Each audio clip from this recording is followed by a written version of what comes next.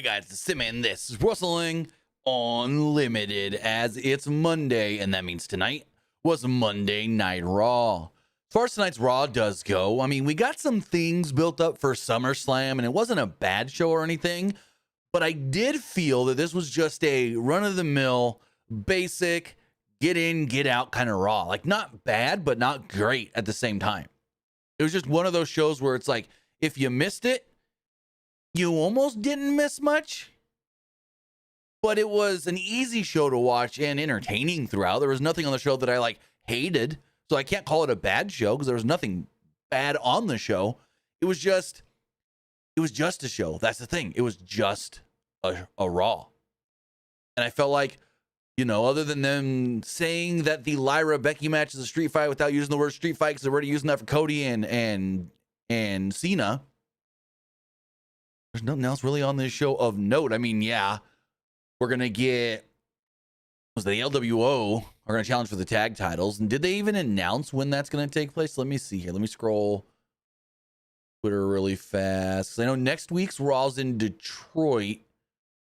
But correct me if I'm wrong, guys. They didn't announce anything for next week's show in Detroit. I'm trying to see here on Twitter if anyone's, because I just hashtag WWE Raw, or actually, let me go to the WWE Twitter as well. But I don't see anything announced for next week's Raw yet. Let's see if they've got anything announced.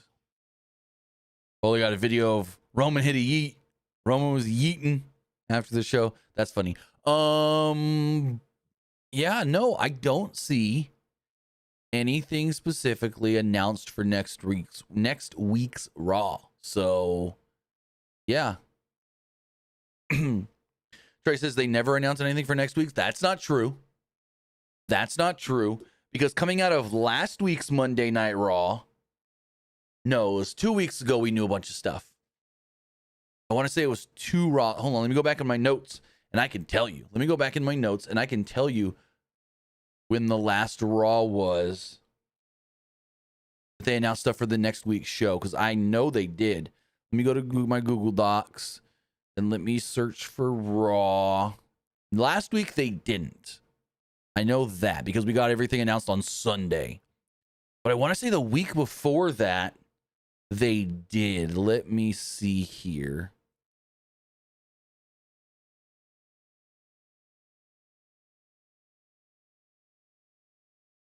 No, because that was the week going into Evolution and Saturday night's main event. So it had to have been the week before. I know they do. Let's see. This is 3 weeks ago. Scroll to the bottom.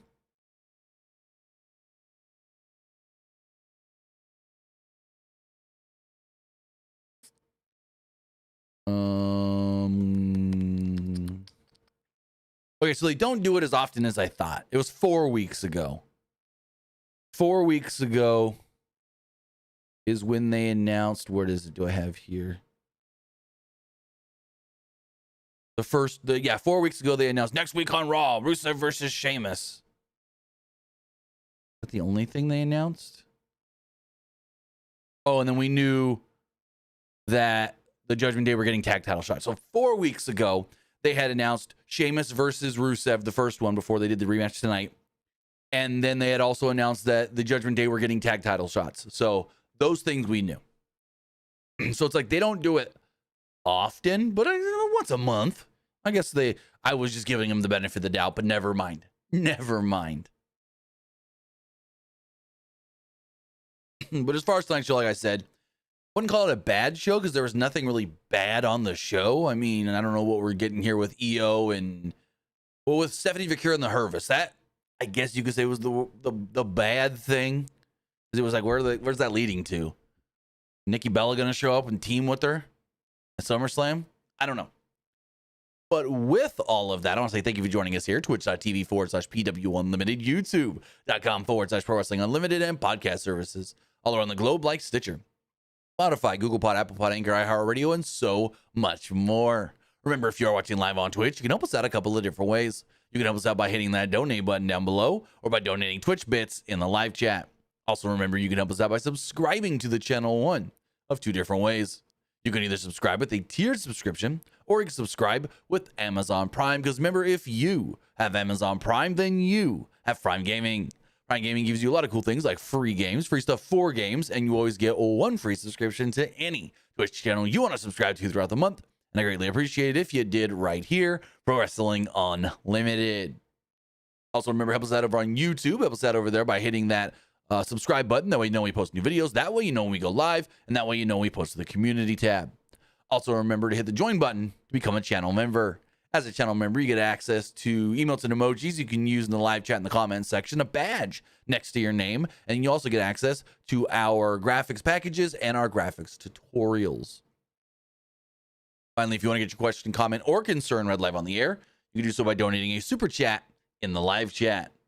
Finally, head over to the Epic Game Store. Head over to the Epic Game Store and buy something. Whether you're buying a new game, whether you're buying an old game, whether you're claiming a free game or getting bucks for Rocket League, Fortnite, or Fall Guys, use this code right here, PWUNLIMITED, for all Epic Games and Epic Game Store purchases. Right now, they do have their summer sale going on till the end of July. Plus, the Fantastic Four is coming in Fortnite at the end of the week. So if you want the Fantastic Four, use this creator code. It's going to ask you at the bottom of the shop on Fortnite, do you have a creator code? And you do. It's PWUNLIMITED. Maybe you're more of a DC person than a Marvel person. Well, we finally now have all of the Teen Titans in Fortnite, as this last week, they've added Cyborg. Cyborg is now in Fortnite. Booyah! Break them barriers. The Teen Titans are all now here with the addition of Cyborg.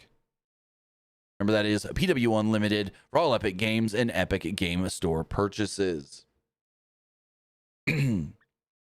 But with that, as I go back to my notes here, also you can pre-order Madden 26 on the Epic Game Store now, so go do that. Saquon Barkley on the cover.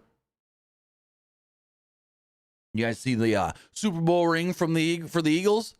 You hit a button on the back of it and wings pop out. Wings pop out. As far as the show does go, let me scroll back to the top of my notes here. CM Punk opened it up. Well, actually, before that, we saw some things. There was a video package of last week's Gauntlet match focusing on Braun Breaker's lengthy run in CM Punk's win, and then the return of Roman Reigns. Sami Zayn, Becky Lynch, and the New Day were all shown arriving as the New Day got out of an SUV. Dominic went to hand the keys to a valet that ended up being AJ Styles. Styles hope Dom gets cleared today. He's like, I hope you get cleared today, because he knows as soon as he's cleared, he gets a title match. Dom left, and Styles chucked the car keys away. Didn't even care. Didn't even care.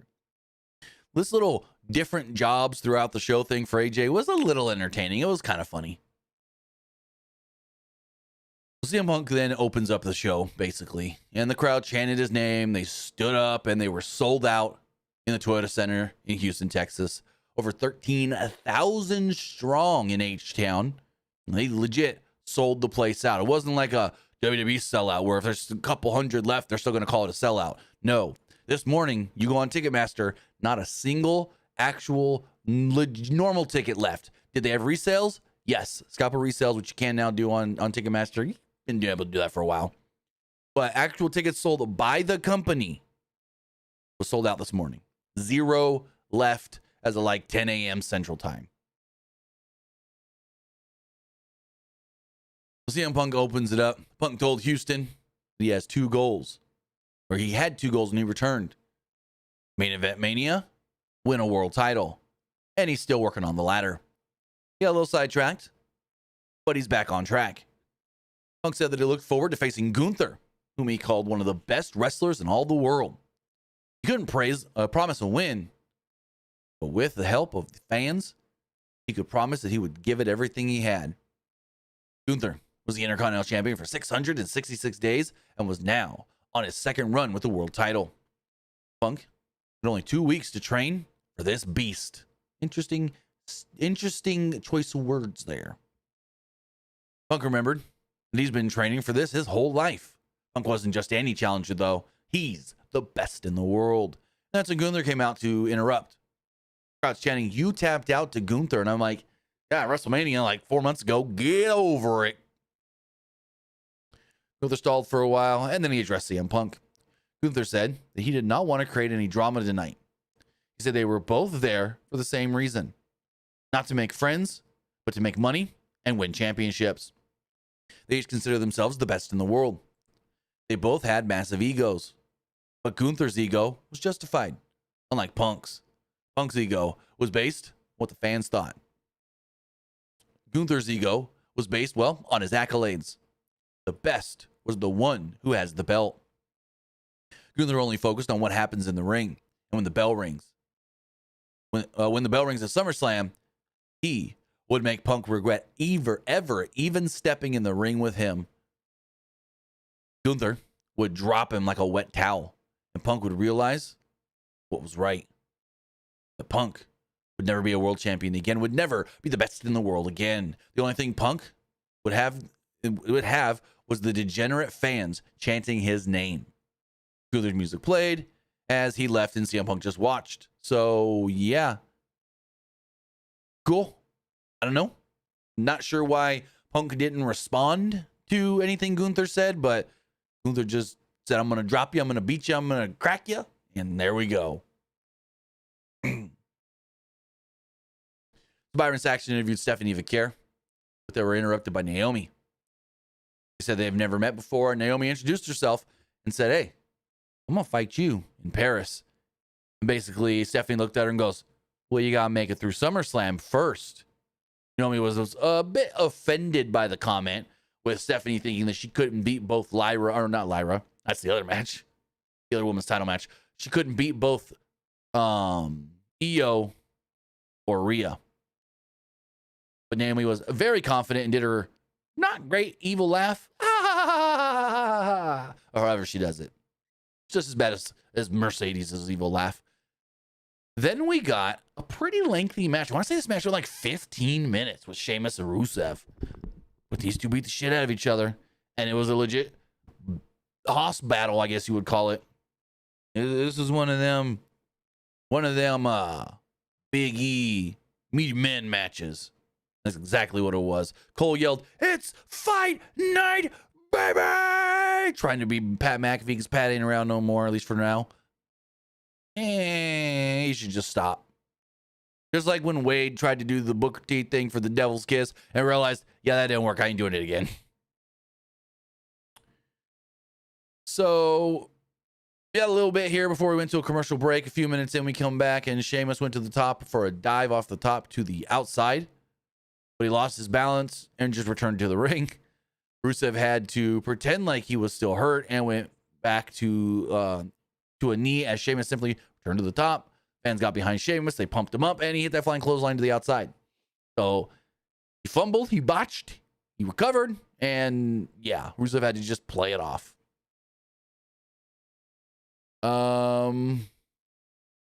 Either way, it didn't really matter much because Rusev grabbed him seconds later, kind of no-sold the dive to the outside. He had a fall-away slam over the announce table as he went to another break. Sheamus then came back as soon as they returned from the break, but when he went for the brogue kick, Rusev caught him and hit him with the powerbomb for a 2. Rusev went for a thrust kick, and Sheamus nailed him with a good-looking knee strike for a near fall. Sheamus then came off the top, but Rusev hit him with a thrust kick. Got a near fall off of it. Thrust kick didn't look like it was all that flush. Like, it looked way off. I get it. You don't really want to hit your opponent, but you won't make it look like you did. Rusev applied the accolade. Sheamus got to the ropes to break the hold. Just like in their previous match, Rusev booted Sheamus while Sheamus said, give me more. Rusev ripped the padding off the metal turnbuckle rod, but Sheamus bounced Rusev's head off of it instead. Referee tried fixing the pad, and Rusev grabbed Sheamus' shillelagh. Before he was able to use it, though, Sheamus nailed him with a brogue kick and pinned him to pick up the victory. Match went roughly about 15 minutes, I want to say. So I'm like, oh, I did not think that was going to be the finish. I thought Rusev was going to, kick out there and then they would get something else. But no. Just beat Rusev. But they're 1-1, so we're due for a rematch, I guess you would say. Byron Saxton interviewed El Grande Americano. Kaiser spoke a few words in Spanish before being interrupted by Dragon Lee. Dragon Lee called him a fake who didn't have the fire. Kaiser Pie faced him. So they brawled until officials broke it all up. We then got a sneak peek of the upcoming WWE Unreal program coming to Netflix when end of the month, next week, this week. When is that? WWE Unreal release date. July 29th. So next Tuesday. It was just a backstage clip of Iyo Sky being rushed out to replace Akira Tozawa in the Royal Rumble. And I'm like, this is literally the same footage we got from the Rumble. They didn't even try to get like better looking or different footage, it seems like. But anyways, okay, cool. But we do have some bit donations here from Esports Gaming Rules. Remember, if you want to get your comment, question, or concern read live on the air, you can do so by donating Twitch bits on Twitch or a super chat over there on YouTube. He says, do you see TNA do a invasion angle on NXT after what happened at TNA's anniversary? Now that Kross beat Sami, do you see Kross re-signed to a new deal? So I said when they released that new Kross merch that I believed that he had either re-signed then or they were under the impression that he was going to stay, that they wanted to keep him. I still don't know. The news hasn't come out. No one's reported such.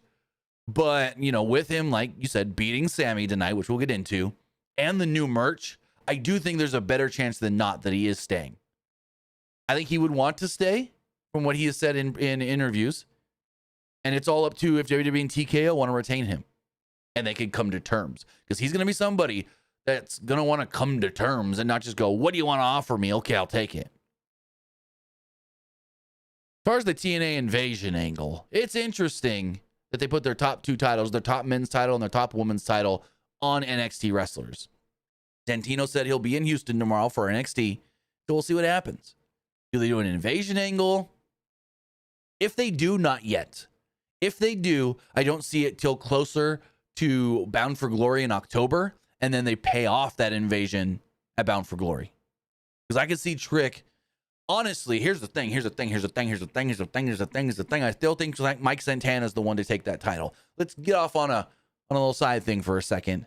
TNA. So TNA last night had Slammiversary. The main event was Trick Williams defending the TNA title against both Joe Hendry and Mike Santana in New York, Long Island, whatever you want to call it. And everyone thought, oh, Mike Santana's going to win this belt. They're in his hometown. He's the big favorite. And then he lost in a multi-person match. Now, do you remember what happened with Joe Hendry? I can't remember what the shows were, but late last year, Joe Hendry was in a multi-man match. It was like a 4-way, a 5-way, something like that. And everyone's like, it's the time. We're at the peak. Joe Hendry, you got to put the belt on him. Beat him. Or, beat Nemeth, because Nemeth was the champ at the time. And they didn't do it. Joe Hendry loses. Earns himself a single shot at the next big show. And then he wins the title. So I think that could be the route they're doing with Mike Santana. It looked like Mike Santana had the match won, just like they did with Joe Hendry in that multi-man match. It looked like Joe Hendry had the match won, but he didn't. He ends up not winning, not getting the belt until the singles match. Well, same thing happened with Santana. Santana hit his finish on Joe Hendry, who was going for the pin. Trick threw him out of the ring. 1, 2, 3. Trick retains the belt. I think that's what they're doing with Mike Santana. At Bound for Glory, he's going to get a singles opportunity against Trick and then beat Trick for the belt, similar to what they did with Joe Hendry and Nick Nemeth. So that's just my opinion and my assumption and my fantasy booking of where I think it's going to go based off of what they've done within the last year. Esports Gaming Rules also says, I would love a Asuka versus Iyo match in the future, even with the story of Kairi Sane in the middle. That'd be fun. Which way does Kairi go? Kairi probably ends up with Asuka, though. What do you think of Gabe Kidd being injured in the start of the G1 Climax 35? It sucks because I watched that match with him and Takeshita, and it was great. And then he's got to go in there and fight Zack Sabre Jr. the next night, but has to pull out. Of all the matches to have to pull out of, it probably killed him to have to pull out of a Zack Sabre match. It really sucks because Gabe Kidd, he was, as far as all the guys in that tournament, he was the one with like the momentum at least with like the North American crowd and the North American fan base rooting for him. I don't know exactly with the Japanese fan base, but like here in North America, it sounds like as far as all the wrestlers in New Japan that get the most buzz with North American fans, it was him. So I mean Takeshita, of course, but that really sucks. And Esports Gaming Rules says JBL said his storyline in TNA got canceled. I didn't hear him say that, so I really can't speak to that. But thank you for all the bit donations. Remember, guys, if you want to get your comment, question, or concern read live on the air, you can do so by donating a super chat in the live chat on YouTube or bit donations over on Twitch. So Lyra Valkyria confronted Bayley in the back. I was like, what the hell? You went down Pierce, so we want a tag title shot? And Bayley's like, well, we didn't get it in Mania. So I thought, do it here. Valkyria said that she beat Bayley's ass last week and was focused on SummerSlam. Valkyria wondered what games Bayley was trying to play here. Bayley acted like everything was cool, like they were buddy besties, bros, and said, let's win the titles. Let's get this. Bayley was all kinds of giddy. Okay. Speaking of tag titles, we had a number one contenders match for the World Tag Team Championships. There's a three-way with the New Day, the LWO, and the Creed Brothers. Mike Goldberg says AJ Styles TNA is back. You couldn't be more wrong. AJ Styles did a one-off thing last night, and that was it. And if you saw the report for Sports Illustrated, that was not what it was originally supposed to be. It got changed a couple hours before the show started. And it sounds like it's a one and done for AJ. I don't think they do anything else with AJ in TNA, as long as he's under contract with WWE. So the New Day had control during our early break. Wild made a hot tag after the break, and the crowd barely even reacted. Like, they didn't even care about the LWO in this match. However, Ivy Nile knocked him off the top rope. Dragon Lee tried to help by going after the Creeds, but he was attacked by El Grande Americano. The Creeds then got in Kaiser's face and told him, we don't need your help, until Del Toro wiped them all out with a great-looking corkscrew plancha. Kofi Kingston and Xavier Woods set up Wild for their finish, but Wild chucked Woods out of the ring, caught Kofi off the top rope with the schoolboy, and there we go. 1, 2, 3. Match goes about 9-10 minutes. And the LWO are the new challengers to the Judgment Day and the World Tag Team Championships. Again, I don't know when this match is taking place. They did not state that, whether it's next Monday on Monday Night Raw in Detroit, or it's SummerSlam, or somewhere else.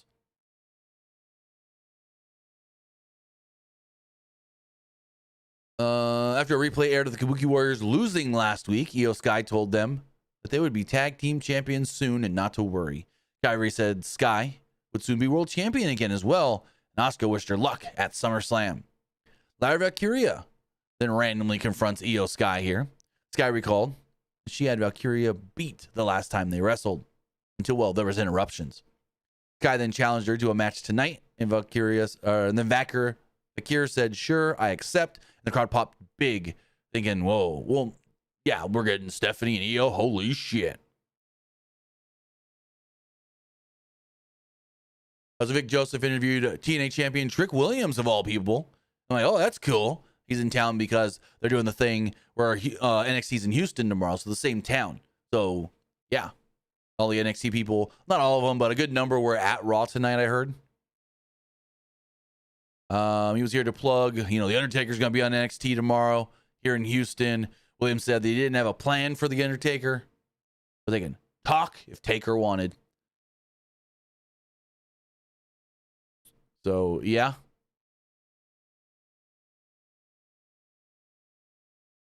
Anna Pierce tried convincing Dominic Mysterio to get checked out by medical and said it only takes about 5 minutes. Dom made excuses.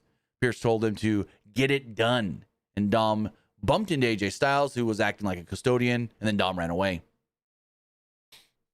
The New Day were baffled by the sighting of AJ Styles as a custodian.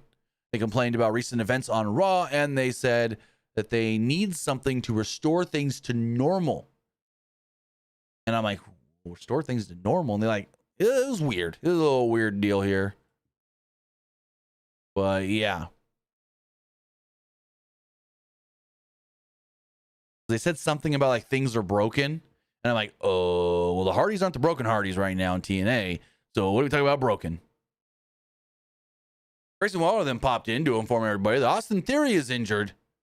He was finally off his back because A-Town Down Under is no more. Waller offered them some services, New Day that is, as he's already been helping them the last couple of weeks anyways. New Day were confused by this, but did not dismiss him. Waller left to go get their car. So it looks like Grayson Waller's now their young boy or something. I don't know. So after all the back and forth and them being together and then arguing and then back together and fine and then arguing again, it's just, Theory's out. We're broke up. Very weird. Because they've been teasing this since that Australian Elimination Chamber show. Which it's like, damn. So Becky Lynch then comes down to the ring. She wanted the fans to show her some appreciation and respect. She shouldn't even be here, though. She should be on the red carpet plugging her new movie, Happy Gilmore 2.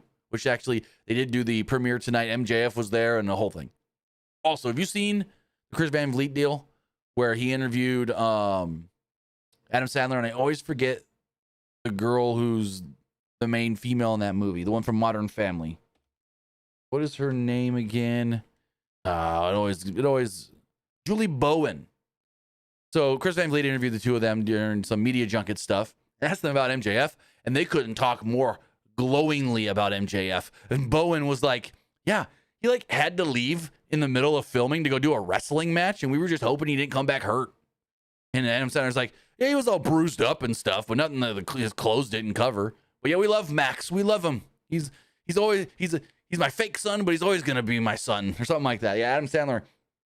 It felt like Adam Sandler couldn't like MJF more and be more proud of him in this movie. So it's like, holy shit. Sounds great. I've always said MJF would make a great actor. And he's got the biggest role he's gotten so far here. So we'll see how it goes and what it leads to. Because the word is that of all the kids of Happy Gilmore in this movie, he's like, I don't know if you say most focused, but from what I read from reports, he's the one that got the most to do of all the ones playing the Happy Gilmore's kids, I guess you would say, other than the daughter, because the central story is Happy Gilmore needs to raise money to send his daughter to ballet school or whatever, ballet college or whatever it's called. But yeah, of all the sons, he's the most prominent one featured, I guess you would say, which is great for MJF. I don't know, though. As far as this movie goes, it comes out this weekend on Netflix. And the trailers haven't done it for me. When they did the first teaser thing, I was like, oh, this looks cool. Then they did the full trailer where we learned what the story was. And we saw more of the movie in the trailer. And I was kind of just like, I'm going to watch it. But it's not like I wouldn't. From the last trailer, last full trailer that we got, it made me go, I'm glad this is on Netflix. I probably wouldn't pay to see it in theaters. But Thursday, I will be seeing Fantastic Four. Fantastic Four. Man, that theme song has been stuck in my head. Fantastic Four. Can't freaking wait. That movie is going to be great from everything we've seen and heard. I hope it lives up to the hype like Superman did. Superman lived up to the hype for sure. But anyways, back to Raw. Becky Lynch. She said instead she's here in Houston, Texas. She did things she didn't want to because that's what leaders do. And then she put over her victory at Evolution. People accused her of keeping people down, but that's what Lyra's now doing. She's keeping people down by stealing everyone's opportunity and taking all the shots at the title. Vaquer was already getting an IC title shot, and what now? All of a sudden, tag title shot too? Wondered who would even need 2 belts. Great little joke there from Becky. Becky 2 belts. She said it was different when she was Becky 2 belts. Because Valkyria, she's just selfish, not shellfish. Selfish. Lynch then called out Lyra, and she came down to the ring. Becky said that she made Lyra a star, but that free ride finally ends at SummerSlam. Lynch said that if Valkyria lost at SummerSlam, she could never challenge for the belt again. And I'm like, wasn't that already a goddamn step? Anyways, Valkyria said, I learned that whenever you think the last is the last, and you've dealt with your problems, it comes back to haunt you. Maybe I do take things a little too far. And I've got some terms myself. I want this match, no countouts, no disqualification. And I'm like, oh, a street fight. So if Cody and Cena are night 2, which we assume this is probably night 1, they're not going to do 2 street fights on the same night. At least you would hope they don't do 2 street fights on the same night. And Becky's like, yeah, screw it, whatever, I accept. Lynch said the most important thing in this match is the title and your future never challenging me again. Lynch wanted to be the bigger person here and told Valkyria to shake my hand.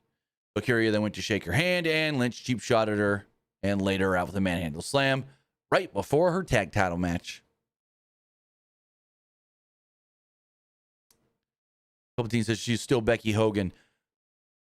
That is the dumbest comment people have been making because they don't understand what that comment even means. Nobody that has called her Becky Hogan that I've seen on social media or in my comment section in chat understands what that means. Palpatine, please tell me what you think calling her Becky Hogan means. What does calling her Becky Hogan means? Like, what does that mean to you? I would really love to know because nobody actually has used that correctly.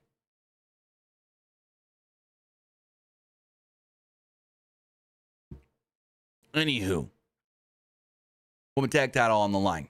It was the Judgment Day's Raquel Rodriguez and Roxanne Perez defending against Lyra, Valkyria and Bayley. During the intros, Bayley was all kinds of hyped up, and they're like, your challengers, Lyra, Valkyria. And Bayley's like, yes, you, that's you, and Bayley. She's like, yeah, let's get this. Like, Bayley was all kinds of hyped up. So Valkyria became distracted early on by Bayley as she urged the crowd to woo for her entrance. Rodriguez necked Valkyria over the top rope and distracted the referee so Perez can get in a cheap shot.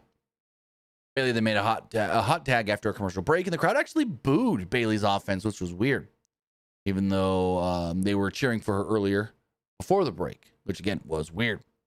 Bayley and Valkyria started to work together a little bit. Valkyria then hit Perez with a sit-out powerbomb, but instead of making the cover, she tagged in Bayley, did her flying elbow on Perez. She did it, and Raquel broke up the pin.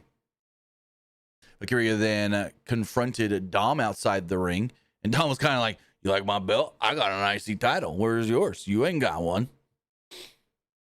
And Rodriguez then went to go boot Lyra, but she accidentally booted Dom instead. Raquel then called for medical to come check on Dom, which was, well, AJ Styles, who aggressively gave Dom chest compressions until Dom finally escaped. Distraction allowed a Lynch to chuck Valkyria into the steel steps. Perez used this distraction to roll up Bayley, but Bayley kicked out and applied a cradle for a 2. Rodriguez then made a blind tag, and Bayley didn't notice it. Bayley then hit Perez with the Bayley to belly, but she wasn't the legal competitor.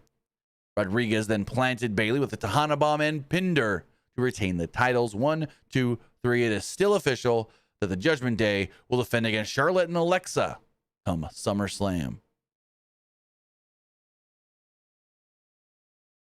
So Jackie Redmond interviews Sami Zayn, who she thought was out indefinitely, but he's back. Zayn admitted, yeah, I'm not 100%, but I'm ready to go. Should be taking time off, but I'm tired of carrying Kross, and I need to take care of him. Finn Balor and JD McDonough met with Dom backstage. Pissed off Adam Pearce told Dom, go to medical now, or I'm going to take your IC title. Dom was upset, and he left. Balor looked concerned, but asked Dom to hey, get us some lollipops. I thought that was funny. Like, go see the doctor and bring us back some treats. Then we had Sami Zayn versus Karrion Kross. Zayn wrestled with his ribs taped up. There was some dueling chants for either man early on, and I'm like, damn, Houston liked them some Karrion Kross. Hell yeah. Kross stopped his mounted punches at one time so he can actually hear the fans chanting for him, which is cool. And I'm just like, yes, more. The more you guys can chant and cheer for this guy, the better, because Karrion Kross is great. Zayn hit an Arabian press at one point, but Scarlett kicked Zayn in his injured ribs as the referee was distracted checking on Kross. Kross had control through a break, and Zayn made his comeback after the break. Zayn then gave Kross an exploder in the corner. And Karrion handed Kross a pipe as he was laying kind of in the corner. Sami then ran in to go for a haluva kick, but Scarlett grabbed at the leg. The ref argued with Scarlett, and instead of sending her to the back or calling for a DQ, which is very weird, this actually was just ref distraction. Kross hit Sami with the pipe, and then pinned him to pick up the win. Like, what?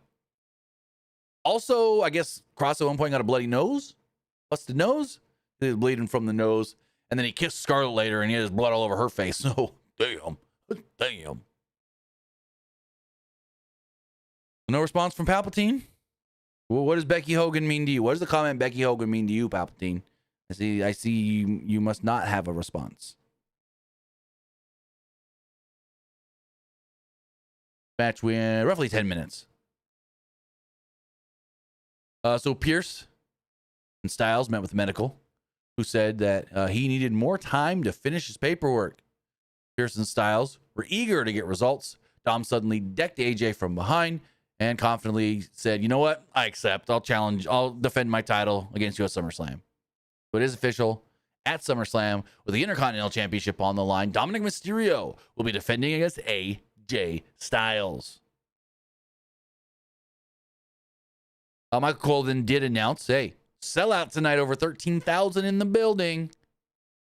They then showed Texas rapper That Mexican OT, never heard of him.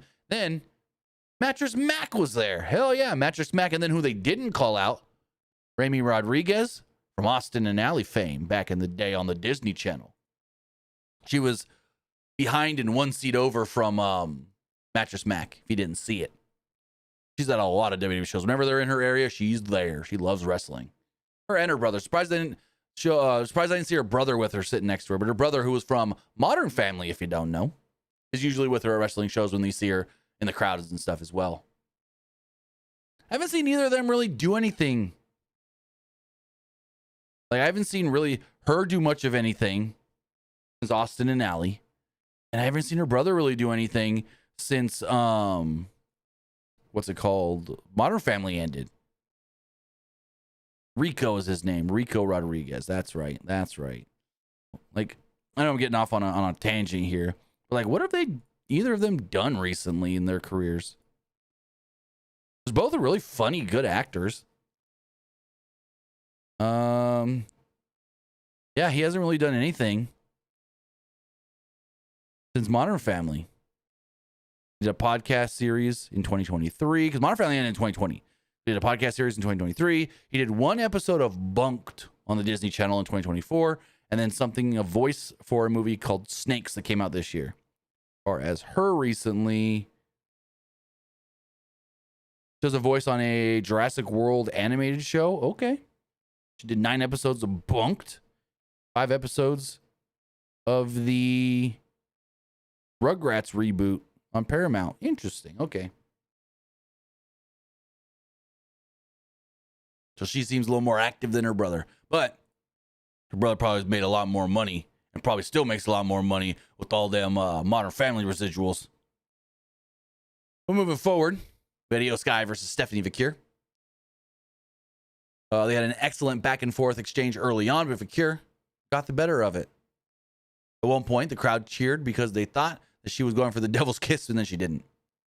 She applied a crossface, and Iyo then applied a crossface, and Vaquer got to the ropes.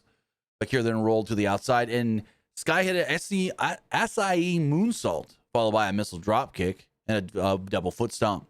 Vaquer then responded with a German suplex, but Sky hit 1-2. Sky then tried to basically kill Vaquer with a sunset flip powerbomb to the outside, but Vaquer blocked it. Vaquer instead hit a knee drop across Sky's chest while on the apron. Vaquer then followed this up with a devil's kiss on the apron and in the ring, to the delight of the Houston crowd. Vaquer then went for the SVP, the Stephanie Vaquer bomb, but Sky countered it into a similar move. And I'm just like, I'm not a fan of Stephanie's finish, because it just looks like a normal anybody does double underhook backbreaker. It doesn't look special. It doesn't look all that devastating. He needs, in my opinion, a better finish. But Iyo hit her with basically the same move. Got a 2 off of it. Crowd chanted, "This is awesome." Sky went up top for a moonsault, but Vaquer hit an avalanche reverse vertical suplex instead, which looked fucking amazing. And then, well, out comes the Hervis. Secret Hervis come out. Piper Niven and Alba Fire. They cause a distraction before Chelsea Green runs in the ring and decks Vaquer from behind, causing the disqualification. The heels then beat up Vaquer and Sky. No, beat up Vaquer until Sky wiped out Green with a missile dropkick. Vaquer and Sky then double dropkick Niven out of the ring.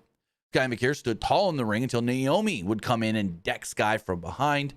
Niven and Fire then jumped in to help on the attack, beating up both women until out came Rhea. Oh my God, this pop, biggest thing of the night. Biggest reaction of anybody, mommy. This place, you would have thought they legit blew the roof. Like they used the term, blew the roof off the place. They did here.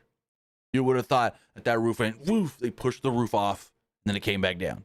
That's how loud and big of a pop they got for Rhea. She laid out Niven, Fire, and Naomi all on her own. Sky and Vaquer then attacked Green, and Ripley laid her out with the Riptide. Three baby faces all stood tall together. Like, in 2019, Becky Lynch was the top anything in all of WWE. It may have been the most popular professional wrestler of anybody coming off of that WrestleMania 35 win with both belts and stuff. But I think, and it could be the fact of WWE just doing bigger houses now, larger crowds, but I think as everyone praises that 2019 run, that summer of 2019 run for Becky and the reactions she was getting from the live audiences and stuff, I think what Rhea is getting now blows that all out of the water. And it could be that they got more people in the buildings now, so it's larger crowds with more voices. But yeah, you can't argue that Rhea Ripley, male or female, is one of, and I can even see the argument of the most popular pro wrestler right now in all the world. Like, who else would you put above her? Who? Roman? Maybe. Punk? Maybe. Well, Will Ospreay? Maybe. But there's not many others. She's top 4 or 5 for sure. But like, even Punk opened the show. Got a pretty good pop. Nothing compared to the Rhea pop. So, before we talk about the main event segment with Roman Reigns, Paul Heyman, Braun Breaker, and Bronson Reed, I'll tell you about our sponsor, AECOOLY. Does the summer heat got you sweating through your shirt before noon? Maybe it's time to chill with an AECOOLY handheld fan. This pocket-sized powerhouse is your secret weapon against scorching temps. Whether catching rays listening to music or just looking to get a great tan, it brings the breeze right when you need it. With 3 speed settings, a rechargeable battery that lasts up to 10 hours, and a whisper quiet motor, the AECOOLY fan delivers cool comfort without the buzz or bulk. Toss it in your bag, clip it to your desk, or have it right by your side at all times. It's compact, stylish, and oh so convenient. So why melt when you can breeze through summer? Use our link in the description below, scan the QR code on the screen, or head over to pwunlimited.co/AECOOLY. That's AECOOLY now for coolin' in the palm of your hand. So before Roman Reigns comes down to the ring, Paul Heyman and his guys come out. Paul Heyman, Braun Breaker, Bronson Reed. Heyman said that he had a lot to say, but was quickly interrupted. Roman Reigns enters the ring to a huge pop from the crowd and OTC chants. Heyman told Reigns that Seth Rollins would be out of action for a very long time. Now, I want to talk about this for a second. Becky Lynch posted a video, just a dump of photos and videos over the weekend, and one was of Seth and their daughter basically running down the street. Rue running, Seth trying to keep up with her on crutches. And Seth's knee is in a brace, basically from, his thigh, or his chin, chin area, up to the thigh. I don't know, you can see whatever. And it got me thinking of when I tore my meniscus when I was 15. I've told this story before on air, but I'll be quick. I was skateboarding, and the skateboard came out from under me at one point. My whole body twisted, and my knee went boom into the concrete that I was skateboarding on. But it didn't hurt. Like, I didn't feel anything in that moment. I kept skateboarding.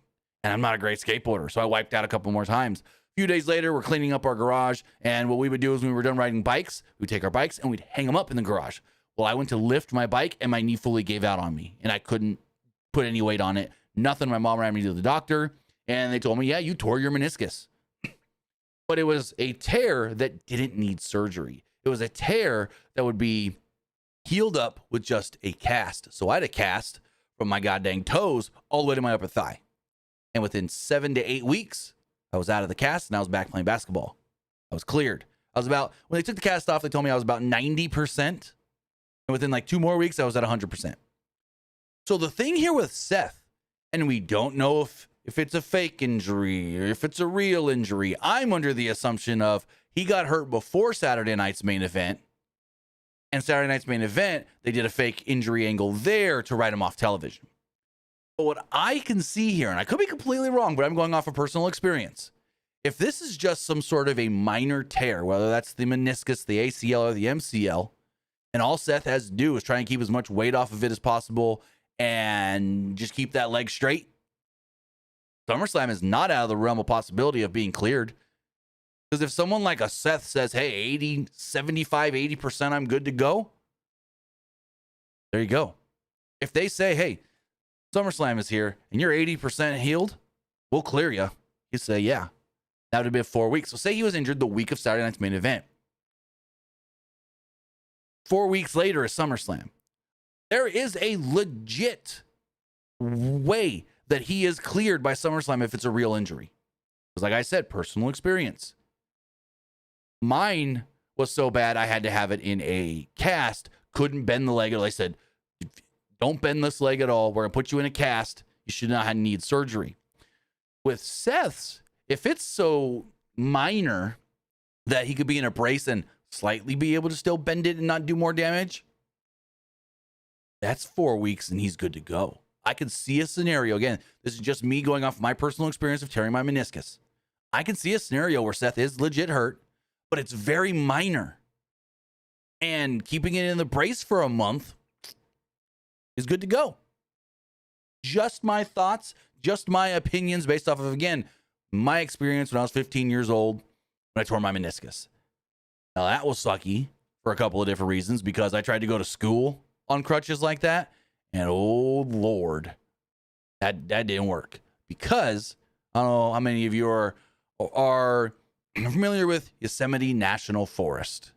Well, I went to school about 30 minutes south of the front gate of Yosemite National Forest.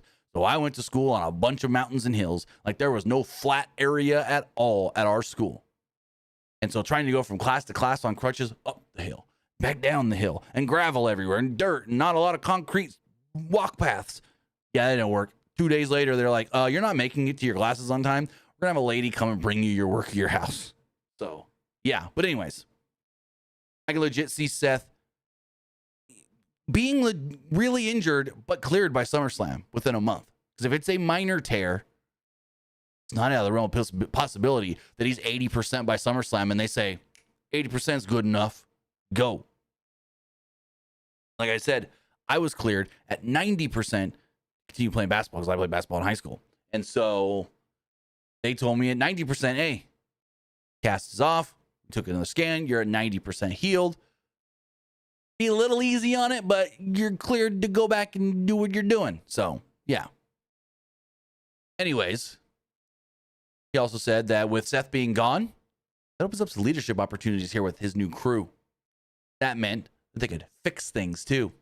They can get everything back on track and back together because Reigns knew that they were better together than against one another. Heyman told Reigns, quote, I love you, my tribal chief. As the crowd was chanting, you sold out, you sold out, you sold out.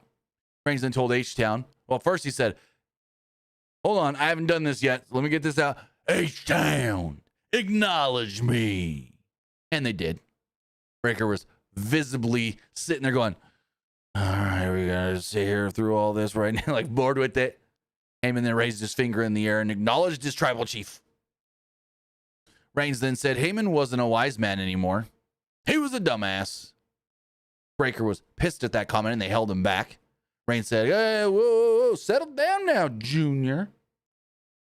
Reigns then advised Breaker to sit under the learning tree and listen. Because Heyman is going to do the same thing to you that he did to me. He's going to make you the guy in this company. You're going to become the man, the top guy in the next few years. He's going to take all the credit without doing anything. Without doing anything.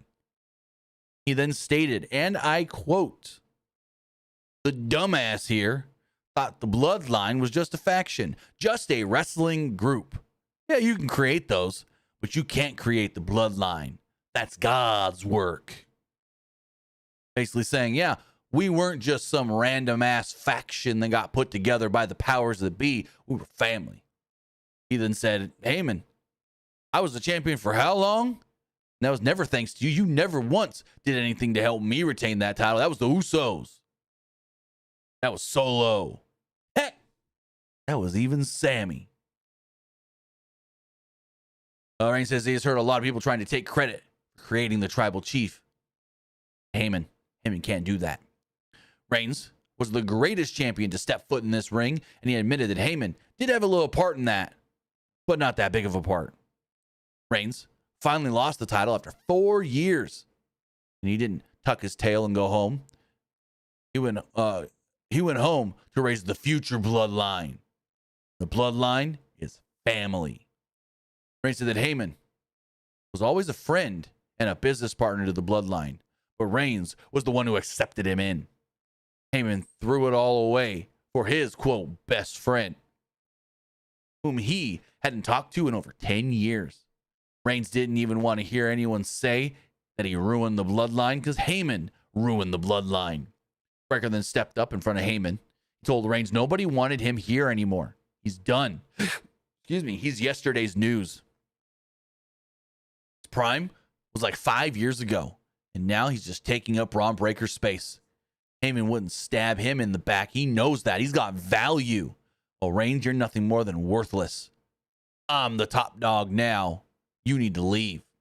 Reigns acted like he didn't hear anything. He goes, what? Huh? You say something? Oh, I guess your mic wasn't working. Here, use mine. And he tosses his mic over to Braun Breaker. And as he does so, Breaker catches the mic. And then, boom, Superman punch. They sold kind of weird. Took a front bump off of it. He basically takes the bump, goes, and then falls forward. Kind of weird bump, but whatever. Reed then attacked, and out came, well, Jey Uso. Jey Uso runs down to the ring to make the save. Jey speared Breaker while Reigns simultaneously speared Reed. Jey then helped Reigns to his feet, clear the ring, and Jey's music hit as the two bloodline members, OG bloodline members that is, stood tall at the end of the program. So, okay main event segment. I still don't know if we're going to get singles matches or tag matches with this foursome here. Whether that's Roman and Jey versus Braun and Braun, or if that's Roman versus Breaker and Jey versus Reed. Because if it was a one-night SummerSlam, boom, I'd say go tag match. But now that it's a two-night SummerSlam, and you got to fill 7 matches on each show, if not more, you get 6 to 8 matches on either night. Yeah, do the singles matches. But with all of that, I guess we never got a response from Palpatine over here on what he thinks Becky Hogan means.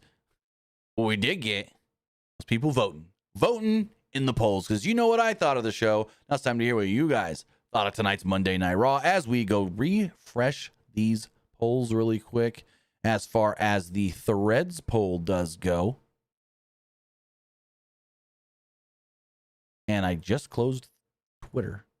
As far as the Threads poll does go, 93% liked the show, 7% thought it was just all right. As far as the Twitter poll does go, 87% liked the show, 8% thought it was, no, 8% didn't like it, and 4% thought it was just all right. Looking at the community poll, 80% liked the show, 14% thought it was just all right, and 6% didn't like it. As far as the live poll does go, 84%, 85% just got another vote, 85% liked the show, 12% thought it was just all right, and 3% didn't like it. As far as Twitch does go, everybody that voted liked the show. With that, guys, that is going to wrap everything up. I want to say thank you for joining us here. Twitch.tv/PW Unlimited, YouTube.com/Pro Wrestling Unlimited, and podcast services all around the globe like Stitcher, Spotify, Google Pod, Apple Pod, Anchor, iHeartRadio, and so much more. With that, we'll be back live on a Wednesday for AEW Dynamite. Have a great rest of your Monday. Have a great Tuesday, Wednesday, and we'll see you next time. Have a good one, guys.